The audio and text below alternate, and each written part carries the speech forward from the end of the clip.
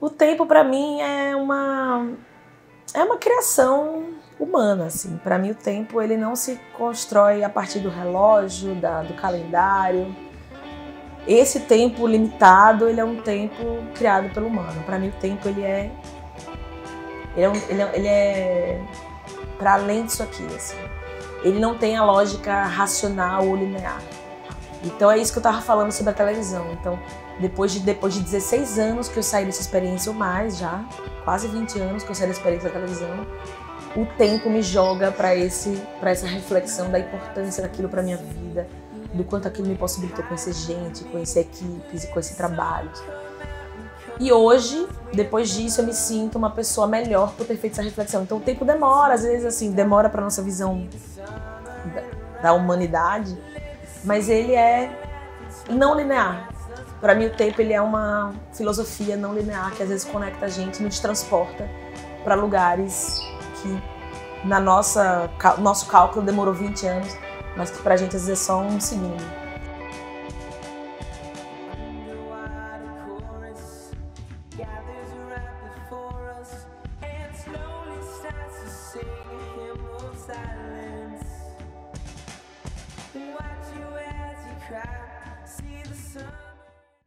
E vamos agora atualizar as informações sobre aquela artista venezuelana, Julieta Hernández. Ela viajava pelo Brasil de bicicleta espalhando alegria para as crianças. Ela nasceu na Venezuela, mas se apaixonou pelo Brasil e rodava o Brasil se apresentando em vários estados brasileiros. Como que é ser mulher no Brasil e organizar a pedalada da Julieta? Foi duro. Porque a bicicletada da Julieta, ela foi um atravessamento coletivo, mas que estava precisando de alguém para endereçar esse ódio, essa raiva. Que é isso, ser mulher no Brasil, em muitas partes do mundo, move muito ódio, muita raiva, muita revolta, né? Então, as mulheres adoecem, porque não é fácil. Então, tudo que aconteceu com Julieta foi muito difícil. E eu acho que eu fui só aquela... Como que eu posso dizer? Aquela pólvorazinha que tacou ali na gasolina, assim, sabe? Porque já estava muito inflamado. E aí quando eu joguei nos grupos, galera, vamos fazer uma manifestação por ela? Foi assim, uma aderência em massa. Em menos de 3 horas já tinha um monte de cidade engajada. Porque ela era muita coisa, né? Ela era muito múltipla. Ela era uma cicloviajante, mas eu acho que mais que tudo ela era uma artista brasileira, venezuelana, que contribuía muito com a arte no Brasil. Ela não vivia de fronteiras, ela era uma pessoa nômade, ela era uma pessoa livre. E é muito louco porque parece uma pessoa muito simples, humilde, uma migrante, artista, que trabalha nos interiores do Brasil. Quando eu comecei a mobilizar, eu não achava que ela seria tão relevante assim. Que ela mobilizaria tantos afetos. E de fato, ela conheceu muita gente, porque a gente negligencia um pouco essa coisa da a pessoa pedala e vai lá fazer circo nos interiores. O tanto de depoimento que eu recebi de eu conheci, ela era bonequeira também, eu tenho a bonequinha dela, tenho uma foto com ela, ela fez uma apresentação para os meus filhos na escola. Então a gente às vezes esquece que esses afetos conectam as pessoas numa rede. Então foi muito fácil, apesar de muito amargo, muito difícil, porque era um momento que a gente queria falar só da vida dela e das coisas boas que ela fez. Mas não, a gente teve que falar do assassinato dela, da violência que ela sofreu. Foi tipo uma beleza triste, né? Uma beleza muito triste, uma celebração muito amarga. Mas é isso, assim, a gente também não pode esquecer das coisas boas que ela fez. O trabalho dela como artista circense nos interiores do Brasil, como uma venezuelana que trabalhou muito pelo nosso país, para as crianças do Brasil, é algo que precisa realmente mobilizar. Então, eu fiquei muito feliz com essa aderência em massa. Foram mais de 170 cidades no Brasil e na América Latina e também em outras partes do mundo, na Europa, em um monte de lugares, assim. E me mostrou isso, assim, que às vezes a nossa luta diária, pequenininha, no dia a dia, fazendo coisas que às vezes a gente nem acha que vai ter impacto, a gente está fazendo pequenas transformações e pequenas revoluções. Infelizmente, ela teve que morrer para a gente ver essa beleza toda. Mas, felizmente, a gente conheceu o trabalho dela. O trabalho dela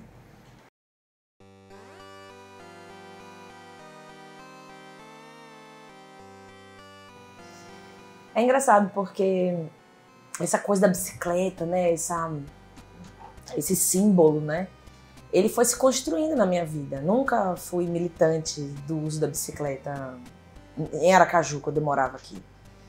Porque era uma coisa tão cotidiana, uma coisa tão normal, que na minha cabeça eu não precisava de uma luta. E eu só fui descobrir a luta pelo cicloativismo quando eu fui embora daqui. Que eu percebi que a bicicleta ela é um meio de transporte muito importante, principalmente nas periferias das cidades. E isso me levou a lutar por isso, né? Na época que eu era mais ativa, assim, eu pedalava todos os dias, eu ia nos protestos, eu ia nas sessões de Câmara Municipal, reunião com tomadores de decisão. E quando a gente faz esse movimento, não era exatamente para meio de transporte ou lazer.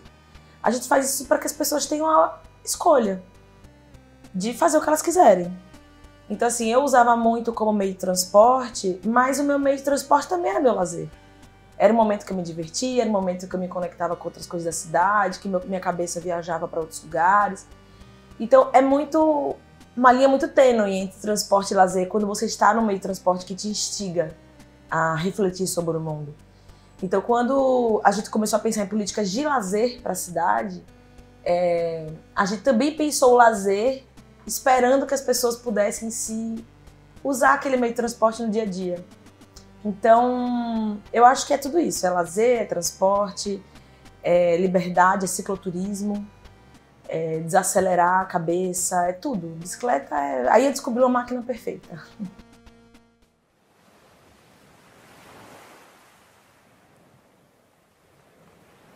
O silêncio.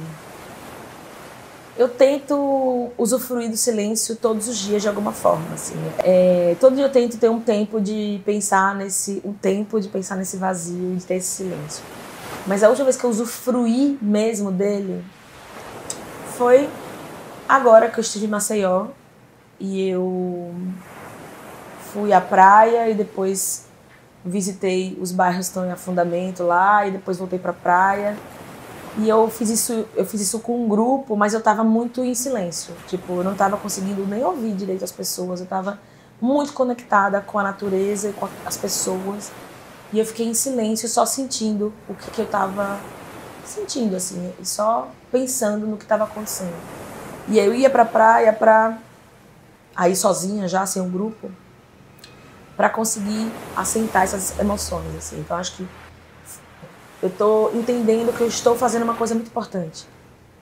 O que eu estou fazendo agora, eu comecei a perceber que dá impacto, às vezes, de 20 anos. Então, eu me sinto numa engrenagem, que eu estou fazendo coisas que vão me dar resultado, que vão dar resultado para as cidades e para as políticas públicas daqui a um tempo. Então, esse tempo do silêncio, de sentar na praia, olhar para o infinito da natureza e pensar: tá bom, eu estou fazendo a coisa que eu tenho que fazer. Eu estou à disposição do que eu tenho que fazer na minha vida. Uma das fotos mais bonitas que eu tenho de trabalho de faculdade, que é isso, a coisa do tempo, né?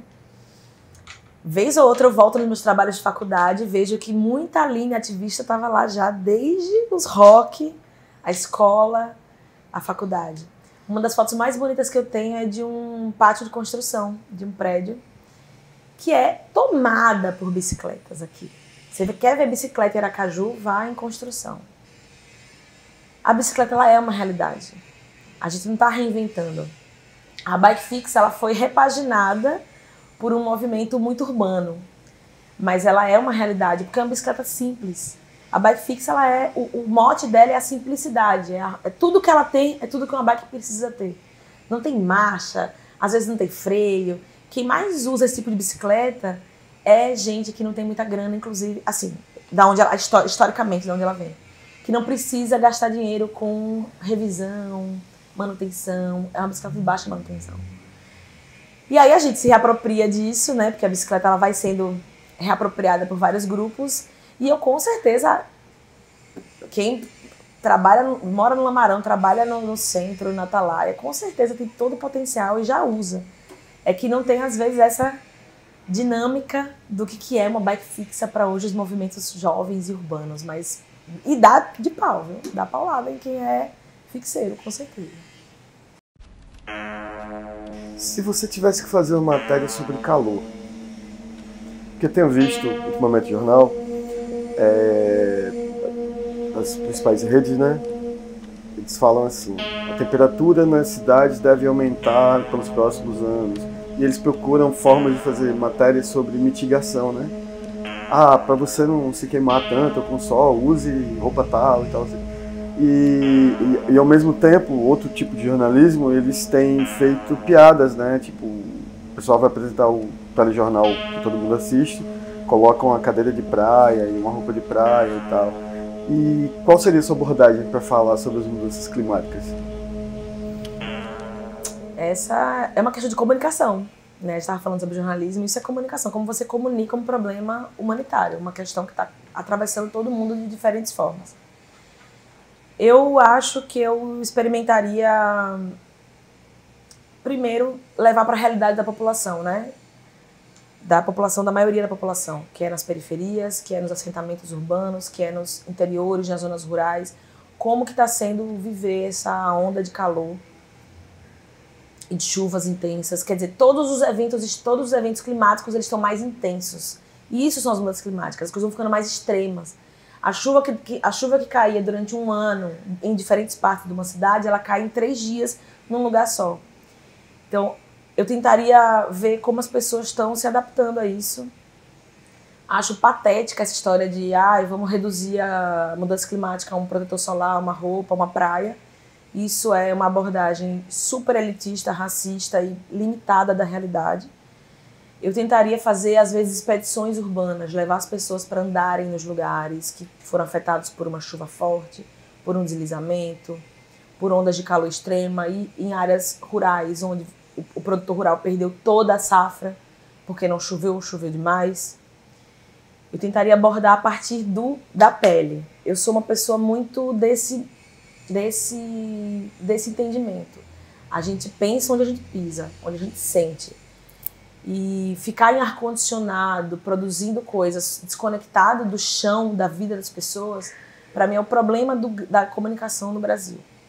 E do jornalismo por tabela.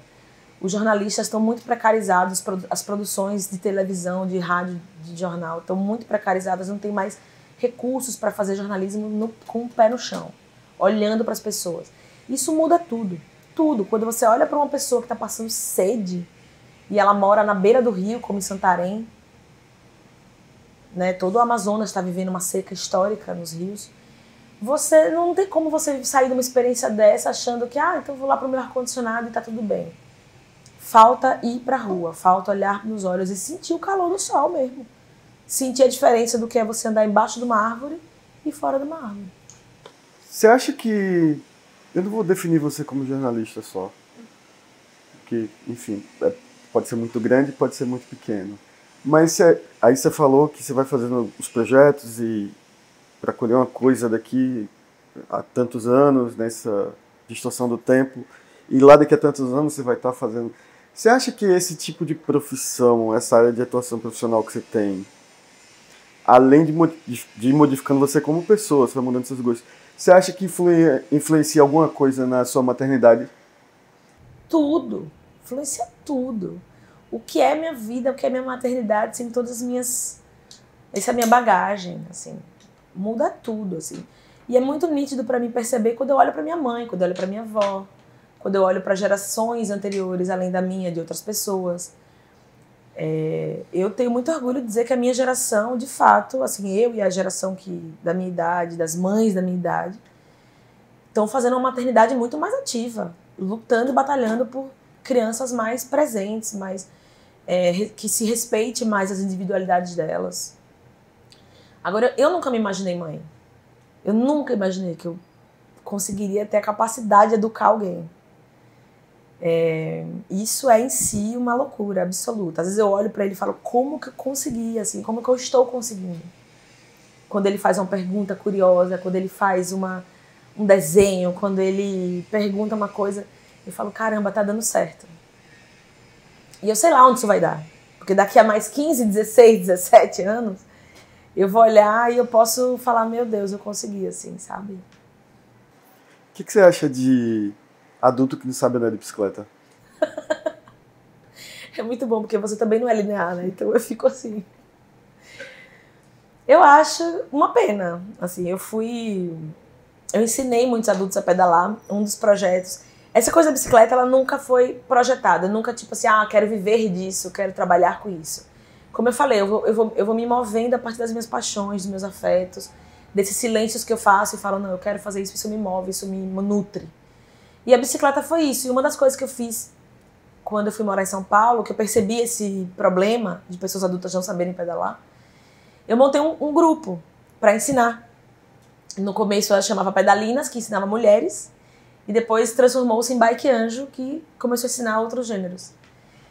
E é emocionante, assim, é absolutamente emocionante ensinar um adulto a pedalar, uma mulher, uma pessoa idosa. Uma das que mais me marcou foi uma senhora, devia ter lá seus 70, quase 80 anos, e ela falou que quando viu que o neto dela mandou a chamada da aula para ela, e ela falou assim, é o sonho da minha vida. É o sonho da minha vida. Então, quer dizer, como é que uma pessoa... E ela falou isso, ela falou, não quero morrer sem saber andar de bicicleta. Porque minha mãe e meu pai não deixaram quando eu era criança, meu marido não deixou depois que eu casei. E agora que eu não tenho mais marido, nem pai, nem mãe, eu quero, é meu sonho da minha vida. Então, assim, se seu sonho da sua vida é andar de bicicleta, tá tudo bem, assim. Que feliz, tá fácil de alcançar esse sonho. E é muito louco, porque conectando com a pergunta do lazer, ela veio com essa intenção por causa de uma política de lazer da cidade, chamada ciclofaixa de lazer. Ela queria usufruir daquilo, ela queria que aquela política pública de lazer fosse para ela. Porque ela não ia usar mais como meio de transporte aos 80 anos. Ela já não tinha esse pique, aposentada. Então ela falou, é meu sonho na minha vida usar a ciclofaixa de lazer. E aí foi muito lindo ensinar ela a pedalar e ver o brilho no olho, ela falar, agora eu consigo, assim, no meu tempo, do meu jeito, na minha limitação, mas eu consigo. Então eu acho que todo adulto tem que saber pedalar, tem que saber cair, tem que saber levantar, se ralar, tem que rir do próprio desequilíbrio. Porque a bicicleta, para mim, é o símbolo da vida. É andar em equilíbrio, em movimento. E quanto mais rápido, mais equilíbrio você tem. Quanto mais devagar, mais você pode cair. Só que é o seu tempo humano, não é o tempo do sistema, não é o tempo do capital, não é o tempo do produtivo. É o seu tempo, é a sua perna. Se você consegue mais rápido, você se equilibra e vai. Se você consegue mais devagar, você também tem que respeitar, tem que respirar, entender. Então, adulto, pra mim, tem que saber pedalar. Adultos e crianças. Todo mundo tem que saber. Pra mim, bicicleta, pra todos, tinha que ser uma política pública. Minha bicicleta é minha vida. Você ficaria com alguém que não sabe pedalar? Você só pode escolher um. Você ficaria com alguém que não sabe pedalar ou alguém que não acredita nas mudanças climáticas? Não acredito nas mudanças climáticas. Não tem a menor possibilidade de discussão. Porque é uma visão de mundo. Não saber pedalar... Tudo bem, a gente ensina, se a pessoa não gostar, não quiser, que também é um direito dela, eu vou ficar meio frustrada, mas é um direito dela. Vou ser uma pedestre convicta, como sou, uma usuária de transporte público, mas não acreditar em mudanças climáticas, para mim, é negacionismo. Para mim é outro lugar, é um lugar terraplanista, assim, não tem como, não tem conversa com quem não acredita que isso está acontecendo. Mas você acha que a Terra é redonda? Às vezes não. Às vezes você fala assim, caramba... Ela foi plana agora. Para terminar, aqui na cidade se discutiu muito, eu acho que até imitando outros lugares, e aqui tem muito isso, às vezes imita os outros lugares e não adapta à realidade local, né? Vai fazer uma avenida, aí se destrói a reserva das Mangabeiras porque está no projeto do Banco Mundial e tem que ser daquele jeito. Você fecha a orla em determinado horário que ajuda o lazer, mas não ajuda daquelas pessoas que vão lá, mas não ajuda o trabalhador, porque a pessoa não vai sair de São José para a orla para pedalar, né? Enfim. Que lugar, que tipo de projeto você acha que funcionava aqui na cidade? Que rua de Aracaju você abriria para a população e fecharia para os carros? Centro, todo. Aliás, o centro de Aracaju é um case também. Começou muita discussão de urbanismo, pauta o centro de Aracaju, que fechou várias ruas para o pedestre, né? Mas parou no tempo, não avançou, não continuou. Eu fecharia todo o centro e faria uma política pública de bike e pedestre ocuparem esse espaço, né? Ainda que para ver abandono, pobreza, às vezes casas históricas abandonadas caindo. Mas se conectar com a realidade impulsiona transformações. Então, para mim, o centro eu fecharia inteiro, só entra quem está de bike ou a pé. Faria um esquema de transporte coletivos, bondes bonde é uma tecnologia do passado. Restauraria os bondes com uma nova visão mais moderna, mas traria eles de novo. E antes de mais nada, eu acho que assim, uma coisa que eu aprendi muito, ainda na linha do a cabeça pensa onde os pés pisam e se colocar à disposição das coisas, eu buscaria produzir dados locais. Porque a gente às vezes fica falando, eu acho que a pessoa não vem de São José para cá, eu acho que a política de lazer da orla não funciona. Assim, eu acho que a gente tem que estudar as coisas, assim, fazer contagem. Quando a gente começou a fazer contagem de ciclistas, a gente se deparou com uma realidade que a gente não imaginava. Então, para mim, o primeiro ponto é entender a realidade. O que as pessoas querem? O que elas fazem? Quem já usa isso? Eu fui na orla ver essa política de lazer, né, de treino, na verdade. E muito trabalhador usa. Obviamente, não é uma política para trabalhador, poderia ser muito melhor elaborada para acolher trabalhadores. Mas as pessoas usam, às vezes, aquela avenida que não tem carro de madrugada para trabalhar, porque o trabalhador da construção civil pedala é 4 da manhã, é 5 da manhã. Então, fazer contagens, traçar perfis, fazer conversas, entrevistas qualitativas. Isso é uma coisa que mudou muito a nossa visão de uso da bicicleta na cidade de São Paulo, que é onde eu moro hoje. E aí a gente fez muita parceria com a academia, com estudantes, graduação, mestrado. Isso é um ganho imenso quando a população começa a produzir conhecimento sobre o movimento social. E isso às vezes demora muitos anos. Eu agora estou vendo resultados de entrevistas que eu dei para mestrado há 5 anos atrás. Às vezes de 10 anos atrás. Você vê aquilo elaborado, aquilo com uma análise, mestrado, doutorado. Então, assim, também entender que a produção acadêmica, o conhecimento, o jornalismo, a pesquisa, os dados, eles também produzem novos entendimentos sobre a cidade. Para a gente conseguir olhar, enxergar e falar, bom, o que cabe aqui? Só o que cabe aqui, quem vai saber é quem está aqui. Não adianta trazer projeto do Banco Mundial, do CAF, do WRI, do que quiser, do mundo inteiro. Se você não perguntar para as pessoas o que elas querem, que visão de cidade que elas têm, e disputar esse futuro também, eu acho que disputar culturalmente isso, qualquer projeto pode dar errado.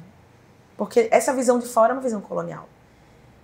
E disputar, eu acho que o mais importante por falar em cultura é disputar essa visão do que é uma cidade boa. Você acha que a Braskem deu ruim em Maceió?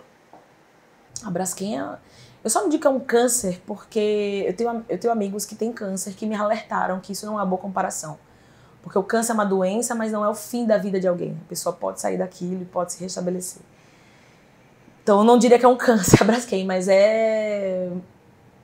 eu nem sei qualificar, é uma coisa muito ruim, assim. É um grande problema, é um símbolo de um desenvolvimento que não desenvolveu, que só trouxe problema, que só trouxe tragédia, miséria, destruição para a população. Então, é esse tipo de coisa que a gente tem que desconstruir. Vai trazer uma grande indústria para Sergipe. A Braskem quer vir para Sergipe. Tá de olho em vários interiores aí que tem salgema também. Mas aí vai trazer emprego. A que custo? Será que vale a pena esse tipo de emprego? É isso que as pessoas querem? As pessoas querem trabalhar. Óbvio, querem ter sua vida, sua renda, sua individualidade, sua independência. Mas a que custo vale trazer uma mineradora que não tem escrúpulo? Que não teve o menor escrúpulo e pudor de minerar bairros inteiros, 5 bairros pelo menos em Maceió. E agora já expulsou 60 mil pessoas para a Deus dará. É essa disputa que a gente tem que fazer, de sistema econômico e cultural. Você agora vai mandar uma mensagem de WhatsApp para a Aline recém-formada. O que você diz para ela? Da graduação? Eu diria, continue estudando. Assim, eu tive um gap de estudos aí que eu me arrependo um pouco. Eu diria, continue estudando, não desista dos estudos. Hoje eu virei a mãe, né, agora, né? Então, a mãe agora só pensa em escola, estudo, quanto que a educação é importante, né? Eu diria, continue nos estudos e continue indo em espaços culturais. Essa parte eu não perdi. E São Paulo, pra mim, assim, tem todos os problemas do mundo, mas isso é uma coisa que me nutriu muito. Eu fui em muitas peças gratuitas, eu fui em muitas coisas ao ar livre, praças, manifestações, assim, eu vi muita vida em São Paulo. E isso me forma, né? Então eu diria para essa linha ali da graduação, assim, continue estudando e continue frequentando espaços culturais, que vai dar bom. O título de cidadão aracajuano é a maior honraria concedida pelo Legislativo Municipal. Para mim é uma alegria, né? Eu morei aqui durante, sei lá, 20 anos da minha vida, mais de 20 anos, e mesmo tendo nascido em Brasília, nunca falei que sou brasiliense. Eu sempre falei que sou sergipana, sempre me considerei aracajuana.